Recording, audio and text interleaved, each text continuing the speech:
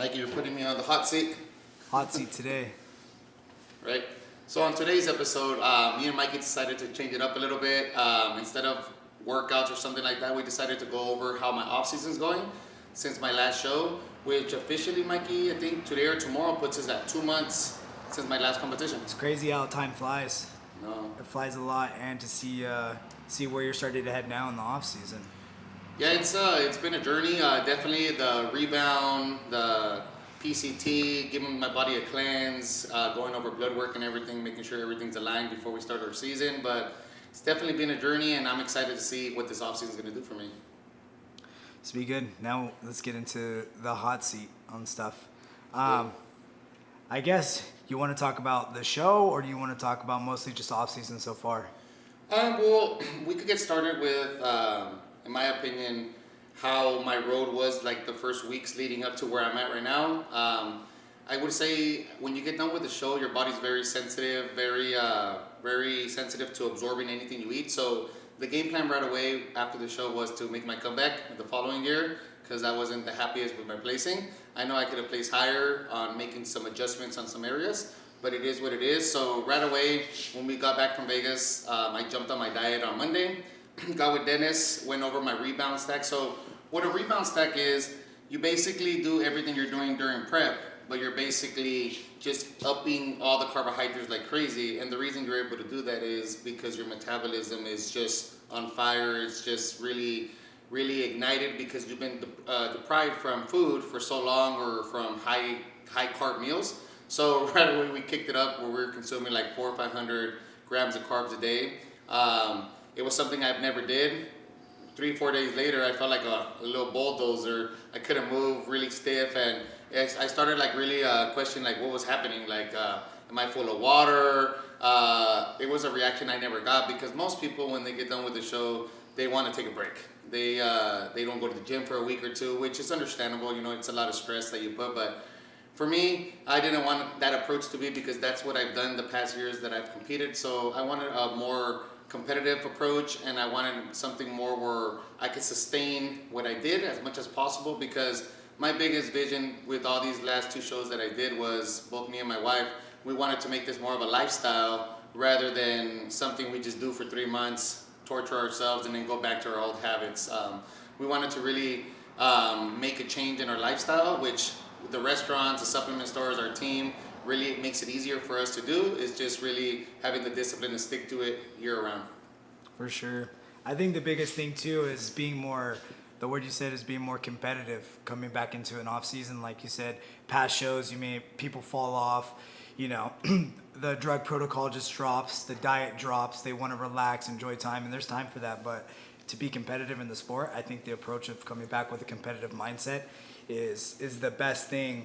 One, having Dennis as your coach and showing you what it takes to be at the highest level, and also having your partner wanting to be involved too.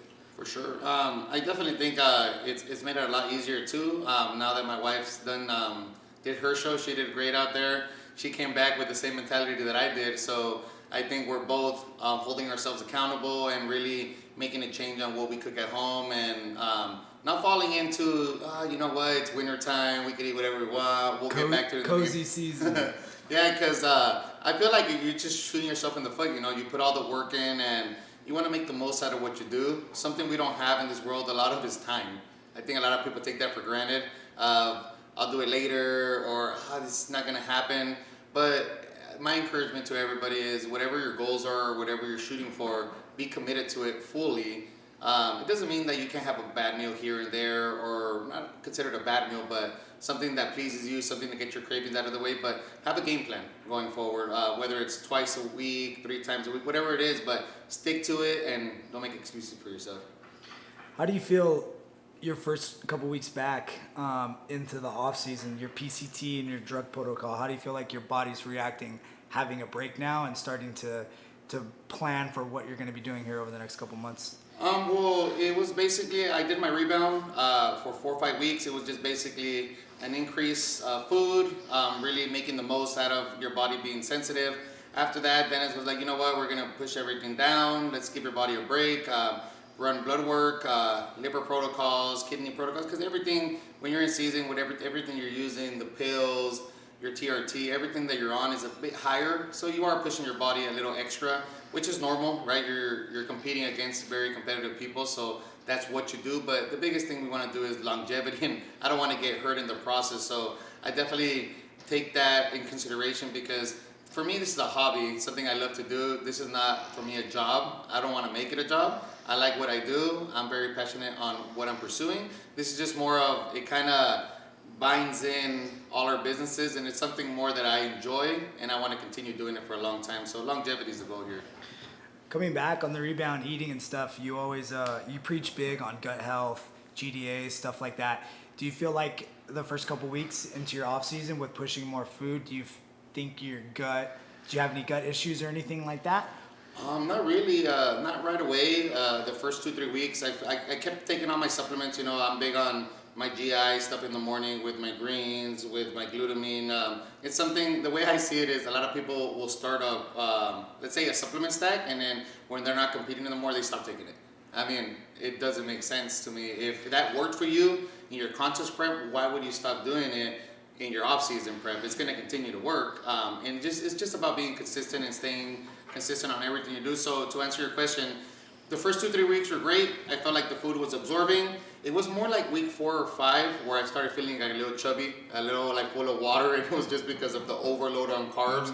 And that's where the mental aspect starts hitting you, because you're like, oh man, am I getting fat? Am I doing this? Maybe I should lower the food. But at the end of the day, that's what you hire a coach for, to guide you through what you're doing and really, really make the most out of his knowledge, because he's been doing it for 20 plus years. So if he says to eat, you eat. But something that kind of always kept me in line, or what he told me, was like, it doesn't matter how you feel in the afternoon, stubby, chubby, it matters how you look in the morning. So that's always where my mind will go back to, was like, you know what, I feel really stubby in the afternoon, but when I would wake up in the morning, I wouldn't say I was super cut, but everything was back into place and the game plan was going forward.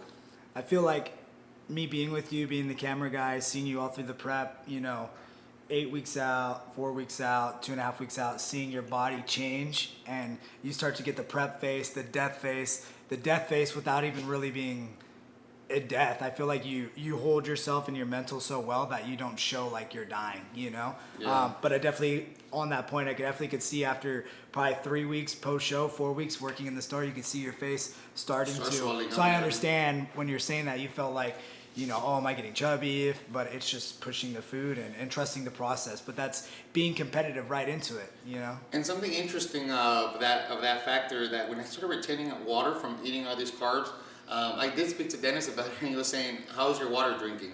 I'm not drinking as much water as I was. He said, up your water. What happens is you're pushing so much carbohydrates that your body needs the water to move them around. And if you don't have the water, you would think, oh, no water, less stubby. But it's actually the opposite, because your body's going to have a hard time moving the food. So as soon as I increased the water, I could say like the stubbiness or like the puffiness, I started noticing it went down a bit, where I was like, okay, well, I don't feel so bloated. You're not going to have the death phase all year unless you're in a calorie deficit, but that's where you really have to be okay with being uncomfortable, because you have to understand that you're in your off season, your prep season, and whatever season you go all in. Don't do half of one, half of the other, because then you're not going to see the result. For sure. One thing I want to ask you, we all know you're a super busy guy with all the businesses, trying to work out, being a family man. Do you think you have a better mindset controlling your cortisol and your schedule with taking bodybuilding more serious? Do you try to control your schedule to be a little bit more to fitting to be competitive in bodybuilding, making sure you're hitting your workouts, you're hitting your meals, you're doing your routine without overstressing your body? Definitely, it is a challenge at times, at a lot of times, due to the fact that I could be doing this right now, get a phone call, pick up and go, architect calls, engineer needs Let's just something. say multiple businesses, building a house, It's a lot. trying to run a YouTube, It's trying a to run lot, Instagram. but at the same time, at the end of the day, it all goes back to discipline, and it just staying structured in what you're doing. What I normally try to do to always prioritize, I always try to prioritize body and health first, because at the end of the day, I'm a big believer that it doesn't matter if you own businesses, if you work, if whatever you do in life, if you don't feel good, if your metabolism running, if your mindset's not good, you're not going to be good at whatever you do, whether it's work, whether it's your business, whether you're striving to run a marathon. So I always try to prioritize health first and really like lead a lifestyle. So what I normally do, kind of like a hack for me, is I tell people if my day starts at 8 with the businesses, I go to the gym at 6. If it starts at 6, I go to the gym at 4. I always push my schedule earlier because at the end of the day, it's nice to know that once you get started, no matter what, you already got one thing done right during the day. So chaos could attack and come through, but I know that I don't have to worry about my workout. That was good, and the rest just kind of goes from there. Remember you talking about that about a year and a half ago or so, just because you feel like you work at the stores and then you want to go to the gym after, but then you're thinking about the work day, your phone's going off, you're thinking about what you're going to have to do the next day. You might as well set your mind up right to starting doing what you need to do, caring about yourself and your health, and then start focusing on the business. I'm sure you like see that. it now too, Mikey, running your business. I do. It's funny because a lot of people are like, dude, how do you? It's not hard because you're doing what you're passionate about, and you're in the same boat as me, right? Like I'm passionate about the fitness industry. I'm passionate about what we do, talking to customers. I really enjoy it. We get paid to help people out. I mean, what else? Well, you do too. You know, like change people's mindset, seeing their body change, seeing them happy. I mean, it's a no-brainer. It's a great industry we're in. But I definitely think that it doesn't matter what you're doing. At the end of the day, you're tired, you're fatigued. So getting it over with in the morning, the earlier the better. That way, whatever the life has to tackle you, because life will throw balls at you from different directions. And at the end of the day, my biggest advice to people is, at the end of the day, whether you're running a business or whatever you're doing, is don't overreact to everything. Don't overreact to anything. Whether it's bad news, because it might sound really bad at the moment, but the next day when you wake up with a cooler mindset, with a fresh start, you'll figure the problem, hey, that wasn't that bad.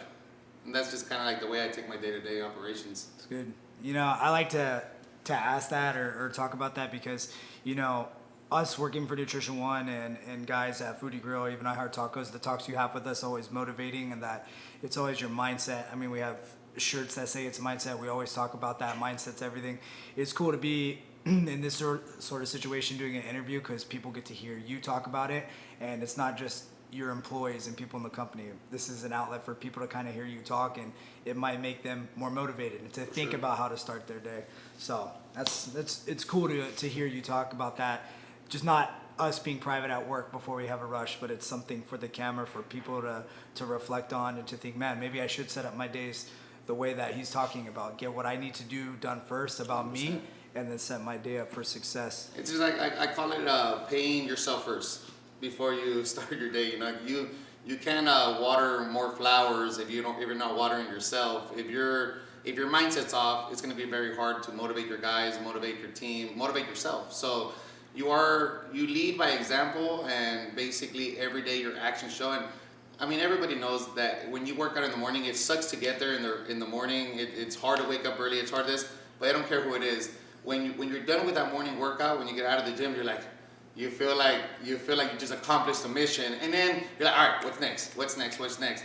Compared to, I'm gonna sleep in a little bit more. I'll go after work. We all been in the shoes where it's 4 p.m. Last thing you want to do is be in the gym. You're taking your pre-workout. It's waking you up. By the time your energy doesn't kick in to have your workout, next thing you know, workout's over. Now your energy is high at nighttime. So the biggest thing, whether you work out in the morning or nighttime, whatever works for you, I think you're making it in. So that's what matters. But my advice to people that are busy juggling family life, businesses, even jobs, you know, because going to work, landscaping, construction, 10 hours, and expecting to have the energy to go after work, I mean, I'm sure some people do and they do it great, but the majority people, in my opinion, are gonna benefit a lot more from an early workout and then just tackle their day from there. 100%. Coming up on some last kind of things I want to talk about.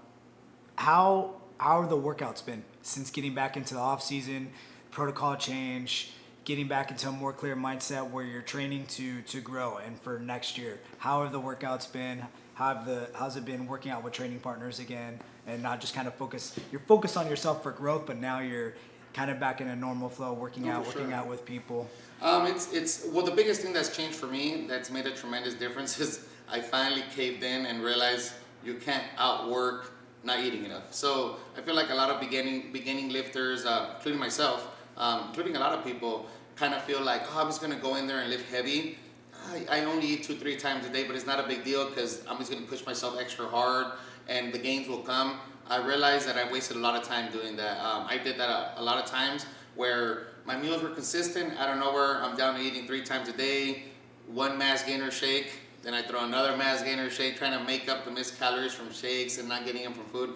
And what I realized, it's kind of like a road to disaster because all you're really doing is slowing down the metabolism by eating less. And then next thing you know, boom, you're at a spot where like your metabolism shot and you feel stubby, you don't feel good, and it's very easy to be unmotivated to go to the gym if you're not liking the results. So that definitely is my suggestion is staying disciplined with what you're eating. You're gonna like what you're seeing in the mirror. You're gonna be more appreciative of your time that's spending in the gym, and more than likely you're gonna stay more consistent in the gym. If you start seeing it as, oh man, you know what, I'm going to the gym, but I'm not seeing what I want to see, more than likely you're gonna either cave from the gym or not be as consistent. So the biggest thing I've been doing different that I changed from my other off seasons is I finally started having breakfast. I never ate breakfast. I was always a get up and go type of guy, like a lot of people. A lot of people just like, I'll grab a coffee, eat a bar, and I'll go to the gym, or I'll start my day. Now it doesn't matter what I do. The first thing I do is I have my humongous breakfast. And I remember Jay and a lot of these people that I see on YouTube, they always preach about breakfast is the most important thing. And you know, it goes in through one ear and out the other. Even though you know it's important, you don't prioritize it. But now that I'm really committed to making my comeback and making the most out of this off season, my breakfast is kind of like my base meal. It's huge. I'm full. I'm super loaded. And what I noticed going to my workout 45 minutes later after that, I noticed, man, the pumps, you don't have to even move that much because you actually have glycogen. Your body's not running off itself. It's actually running off the food you're eating. So it makes the biggest difference in regards of pumps, maximizing your workout, and being able to be there less.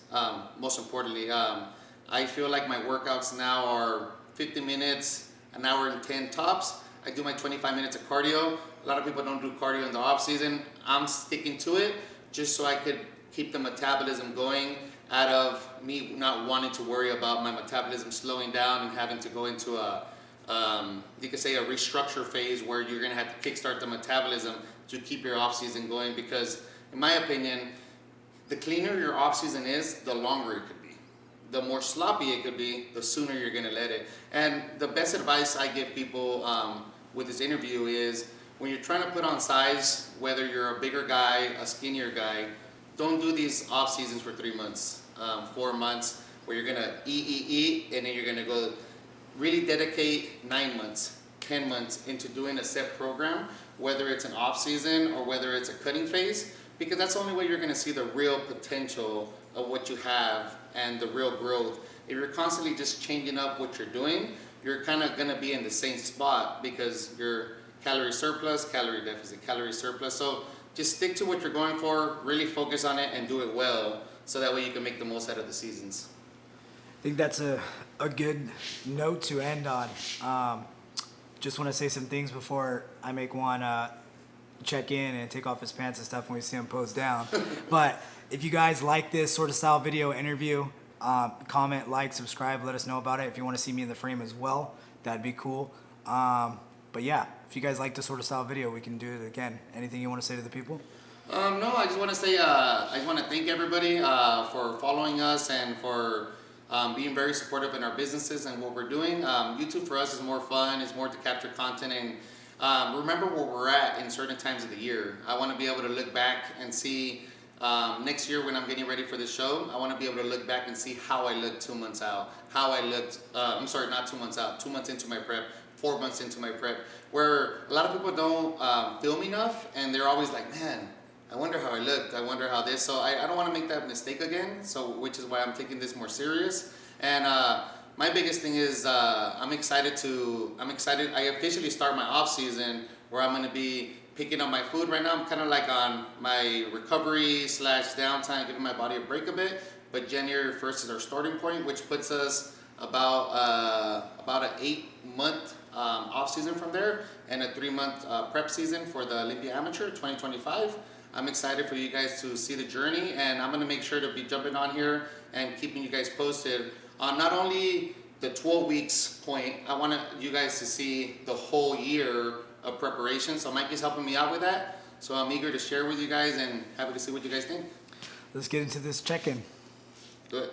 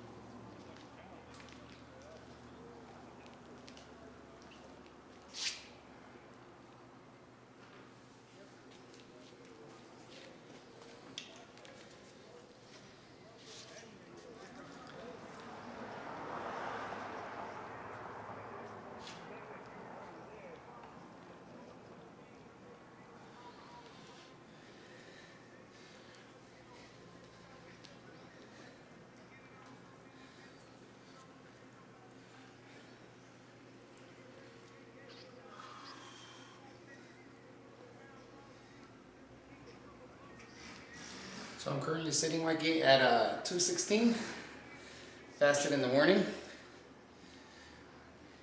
It's time to get one of those homemade breakfast burritos. That's a plan. Well, that wraps up this episode today. Thank you guys for watching. I hope you like and subscribe, and we look forward to showing you guys more of the progress. Stay tuned for more updates on our off season.